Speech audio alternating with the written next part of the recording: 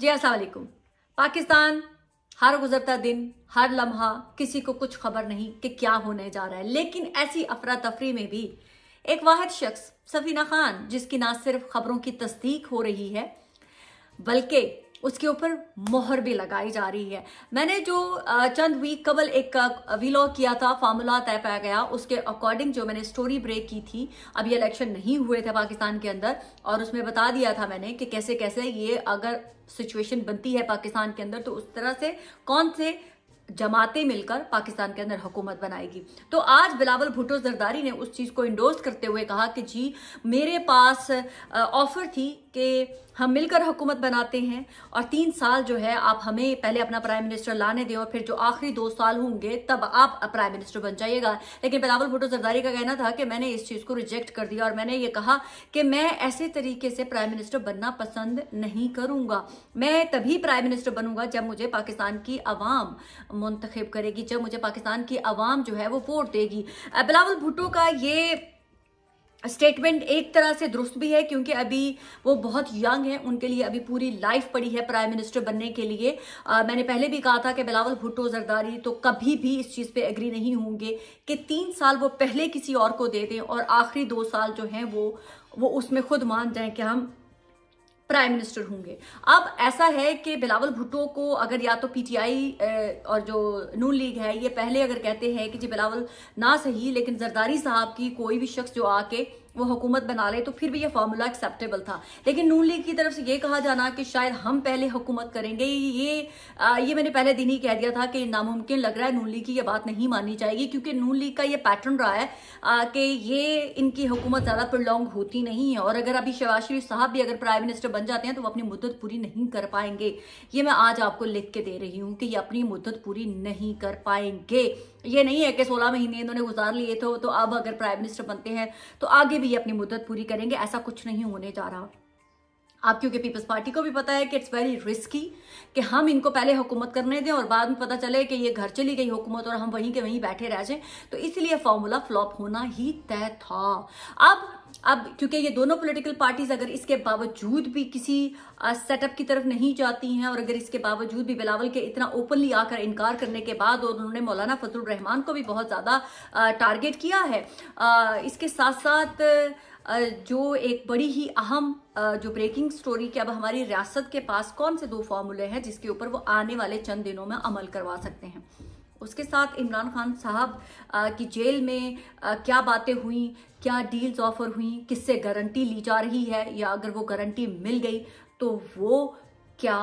होने जा रहा है पाकिस्तान के अंदर। अगर ये मेरा व्लॉग ज्यादा प्रोलॉन्ग हो गया तो मैं उसको नेक्स्ट व्लॉग में शिफ्ट कर दूंगी स्पेसिफिक इमरान खान, क्योंकि मैं नहीं चाहती कि सारी इन्फॉर्मेशन जो है वो गुडमड हो जाए। अच्छा, अब वापस आते हैं कि अगर ये दोनों पॉलिटिकल पार्टी अभी के बावजूद, क्योंकि बिलावल भुट्टो ने ये रिपीट किया है कि मैं चाहता हूं कि जो है जरदारी साहब जो है वो प्रेसिडेंट बने, यानी कि नवाज शरीफ साहब के उस किरदार को वो मजीद श्रिंक करते जा रहे हैं, मजीद माइनस करते हुए जा रहे हैं कि अगर कोई भी ऐसी सिचुएशन बनती है और रियासत अपना प्राइम मिनिस्टर भी अगर लेके आ आती है तो जरदारी साहब के पास सदारत रहे, नवाज शरीफ साहब के पास कोई भी एक ऐसा आईनी ओहदा ना हो जिससे वो फायदा उठा सके। यानी कि बिलावल भुट्टो ने अपनी वो पोजीशन जो हमेशा से थी कि मैं नवाज शरीफ के अंडर काम नहीं करूंगा वो बरकरार रखे हुए हैं। यानी कि इस वक्त जो बिलावल भुट्टो है उन्होंने नवाज शरीफ साहब को हेड ऑन ले लिया हुआ है। ऐसा लग रहा है कि या तो ये उनकी अपनी सोच है या ये सोच उनको फीड की गई है, चाहे वो नवाज शरीफ साहब की अपनी पार्टी के अंदर से हो या कहीं और से, लेकिन वो इससे पीछे हटने के लिए तैयार नहीं है। यानी कि हमारे सिस्टम में नवाज शरीफ साहब के लिए गुंजाइश नहीं निकाली जा रही। अब दूसरी तरफ अगर शहबाज शरीफ, जैसे पहले ही कहा था, अगर नहीं प्राइम मिनिस्टर बनते हैं तो उनकी बेटी का सीएम बनना भी खतरे में पड़ जाएगा। तो ये दोनों चीजें लिंक अप हैं। अब आते हैं वापस कि अगर ये दोनों सारी पॉलिटिकल पार्टीज दोनों नाकाम हो जाती हैं और अगर पीपल्स पार्टी जो है वो अगर रियासत कोई ऐसी सिचुएशन निकालती है कि चले पीटीआई वाला को जो प्राइम मिनिस्टर ले आते हैं हम और हम मिलकर हुकूमत बना लेते हैं तो जरदारी साहब को प्रेसिडेंशियल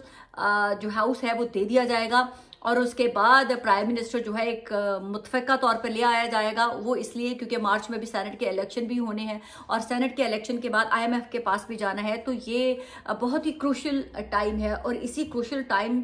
को देखते हुए जो रियासत को ब्लैकमेल कर रही हैं ये पॉलिटिकल पार्टीज, तमाम की तमाम पॉलिटिकल पार्टीज, लेकिन रियासत इनके हाथों ज़्यादा देर ब्लैकमेल नहीं होगी। ये भी मैं आपको बहुत ही क्लियरली बता देती हूँ कि रियासत इनके हाथों अब मजीद ब्लैकमेल नहीं होगी। अभी पिंडी के जो हमारे कमिश्नर थे लियाकत चट्टा साहब के बाद अब मुल्तान के कमिश्नर ने भी रिजाइन कर दिया है।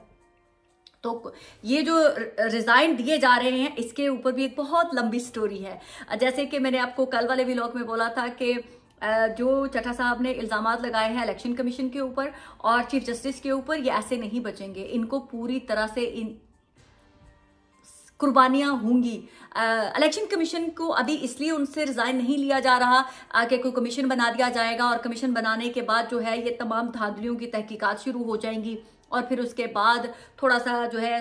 6 से 8 माह का टाइम दे दिया जाएगा कि जो पाकिस्तान के अंदर, लेकिन ये होगा कैसे, ये क्यों होगा, ये बड़ी मजेदार सी स्टोरी है। अगर पाकिस्तान के अंदर कोई भी सिस्टम नहीं बैठता है तो फिर हमारे रियासत क्या इकदाम उठाने जा रही है, हमारी रियासत क्या करने जा रही है। हमारी रियासत में जो एक अभी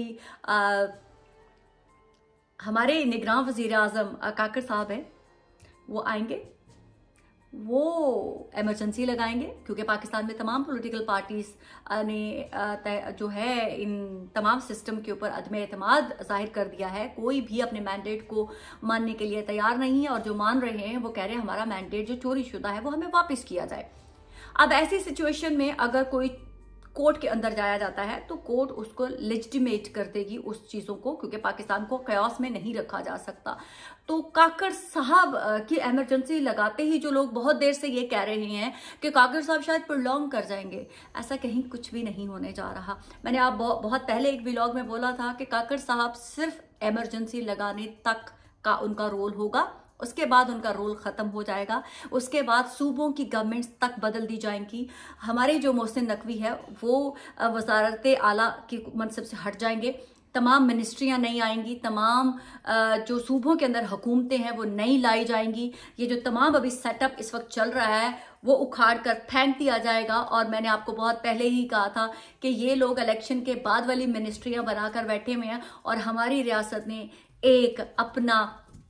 मिनिस्ट्रियों के पूरा चार्ट जो है वो बनाकर तैयार कर लिया हुआ है। इसमें आपको बहुत सारे ऐसे लोग भी नजर आएंगे जो हो सकता है PMLN के निकाले गए हों, जो हो सकता है PMLN से नाराज हों। तो बहुत सारी चीजें अब ऐसी पॉलिटिकल पार्टी से भी श्रिंक होना शुरू हो जाएगा। जब ये सिस्टम इस तरफ जाएगा तो आप देखेंगे कि सिंध से भी लोग निकलेंगे, पीपल्स पार्टी से भी लोग निकलेंगे,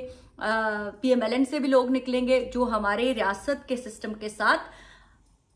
मैच करते हुए जम करते चले जाएंगे धीरे धीरे। ऐसे लोगों को हमारा सिस्टम जो है वो स्पेस देना शुरू कर देगा जिन लोगों को लगता है कि हम एक खानदानी सियासत के अंदर उस तरह से ग्रो करने का हमें मौका नहीं मिल रहा है। तो सियासत उनको वो मौका भरपूर तरीके से देने वाली है। अब तमाम सूबों की गवर्नमेंट चेंज हो जाएगी, वजारत आला जो है नए तरीके से नई शेरवानियां पहनाई जाएंगी, गवर्नर चेंज हो जाएंगे पाकिस्तान के अंदर। और फिर जो है ये जो आपको कहा गया था कि अगर हाँ इमरान खान का जो टॉपिक है वो मैं इस व्लॉग में टच नहीं करना चाहती क्योंकि वो बहुत ही ब्रीफली और वो एक पूरे एक व्लॉग में मैं पाइल अप करना चाहती हूँ कि कैसे होगा सारा कुछ। तो वो उसको मैं इस चाह कर भी मैं उसको बार बार जाती हूँ उधर, लेकिन अपने आप को रिस्ट्रेन कर रही हूँ कि मैंने उधर नहीं जाना है। तो अब ये जो धांधली वाली चीज़ें हैं ये हमारे जो जस्टिस काजी फायज ईसा है इनकी मजीद मुश्किलें बढ़नी है, इनकी जो राहें हैं वो आसान नहीं होनी है। मैंने बहुत पहले आप लोगों को अपने व्लॉग में बहुत ही डिटेल से मेंशन कर दिया था कि हमारी रियासत को हमारे चीफ जस्टिस काजी फायज ईसा का हमारे साबिक जनरल मरहूम मुशर्रफ साहब को फांसी की सजा देना पसंद नहीं आया हुआ है। और उसके बाद हमारा सिस्टम, हमारी रियासत ये देख रही है कि जस्टिस काजी फायज ईसा ने बहुत सारे ऐसे फैसले खुद साख्ता तरीके पर किए हैं जिसका सारा का सारा खमियाजा हमारी रियासत या यूं कह लें कि हमारी पाक अफवाज को भुगतना पड़ा है। लोगों की नफरत जो है वो डायरेक्टली जो जस्टिस काजी फायज ईसा के फैसलों की वजह से उनको बर्दाश्त करनी पड़ रही है। किए वो फैसले जस्टिस काजी फायज ईसा ने थे, नवाज शरीफ साहब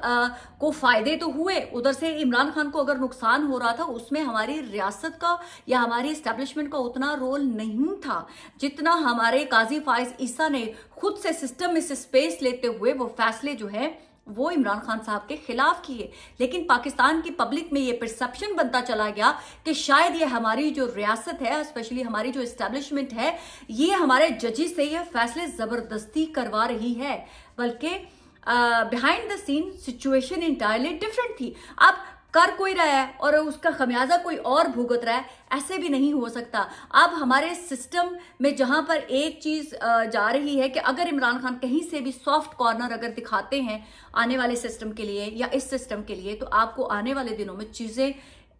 190 डिग्री बदलती हुई नजर आएंगी,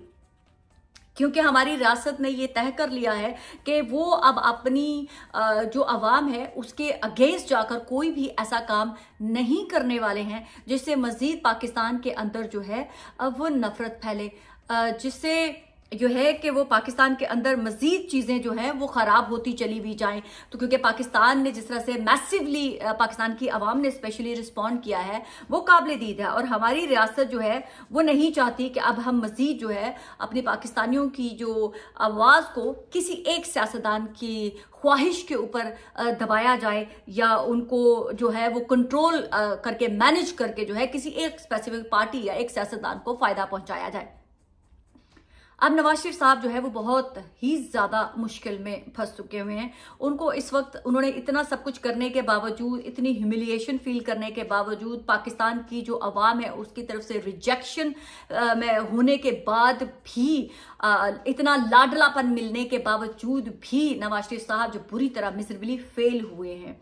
डिलीवर करने में। वो कह के वादे वफाएं करके आए थे, अब उनको वो ये चाहते हैं कि किसी तरह से भी वफाक के अंदर हुकूमत बन जाए और किसी तरह से भी ये तमाम का तमाम जो सिस्टम है ये हमारी रियासत के कंट्रोल में ना चला जाए। तो लिहाजा बिहाइंड द सीन जो है नवाज शरीफ साहब पूरी तरह से जरदारी साहब को कह रहे हैं कि आप अपना प्राइम मिनिस्टर लाएं, हम उसको सपोर्ट करेंगे, या हम जो प्राइम मिनिस्टर लाते हैं आप उसको सपोर्ट करें, और बजाय इससे कि हम सियासतदान आपस में लड़ते रहें और ये सिस्टम कोई और हाईजैक करके ले जाए, तो हमें अपना एक प्राइम मिनिस्टर ले आना चाहिए। लेकिन मैं आपको ये बता दूं कि अगर ये दोनों पॉलिटिकल पार्टीज मिलकर भी अगर कोई अपना प्राइम मिनिस्टर ले भी आती है तो ये सिस्टम ज्यादा अरसा नहीं चलेगा। उसकी रीजन है, उसकी वजह है, और वो वजह है इमरान खान।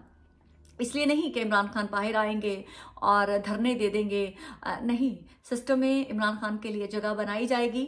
सिस्टम में इमरान खान को सुना जाएगा, सिस्टम में अदालतें लगेंगी, सिस्टम में अदालतें लगने के बाद इमरान खान के जो भी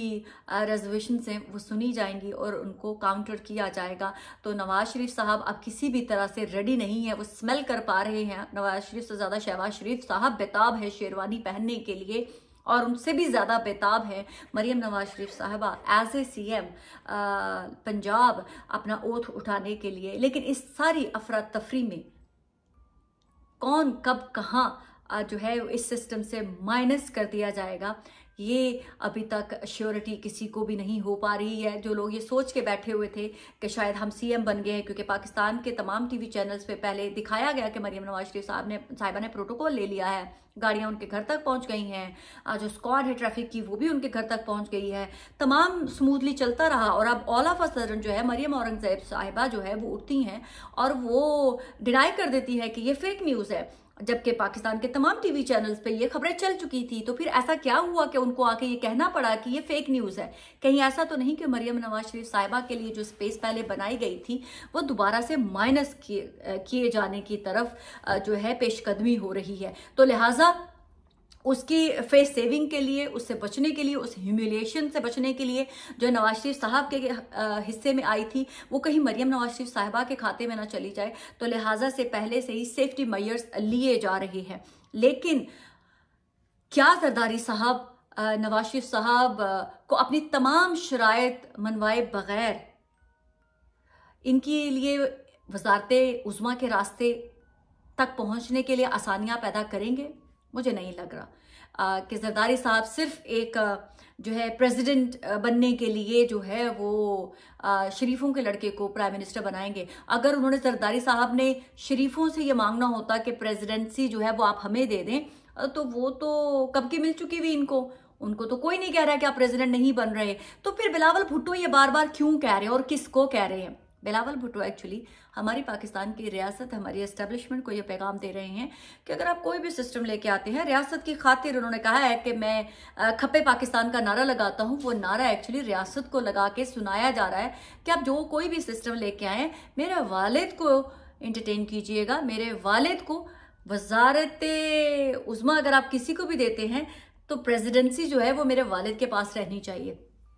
और हम आपको सपोर्ट करने के लिए तैयार होंगे। तो ये वो इशारे हैं जो बिलावल भुट्टो ने बहुत ही क्लियरली बता दिए हैं और उन्होंने मौलाना फजलुर रहमान को भी बड़ी बुरी तरह से काउंटर कर दिया है और उन्होंने काउंटर करके बता दिया है कि you are nothing Nawaz Sharif, you are nothing. So उन्होंने ये बता दिया है कि आने वाली सियासत में मैं फैसले करूंगा। मेरे वालिद बेशक बिहाइंड द सीन कोई भी फैसले कर रहे हैं, लेकिन आखिरी जो मोहर होगी वो मेरे फैसलों की होगी, क्योंकि फ्यूचर जो है वो मेरा है। और उन्होंने साथ में मेंशन किया, अपने वालदा का नाम लेकर भी मेंशन किया।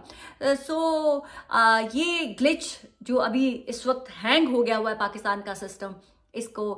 कैसे और कौन निकालेगा, इसका वाहिद हल जेल में बैठा हुआ कैदी नंबर 804 है। वो अपने नेक्स्ट व्लॉग में मैं आपको बड़ी ही डिटेल से बताती हूँ अभी ही थोड़ी देर में कि कैदी नंबर 804 की यस के लिए कितनी देर आपको मजीद इंतज़ार करना पड़ेगा। पाकिस्तान जिंदाबाद।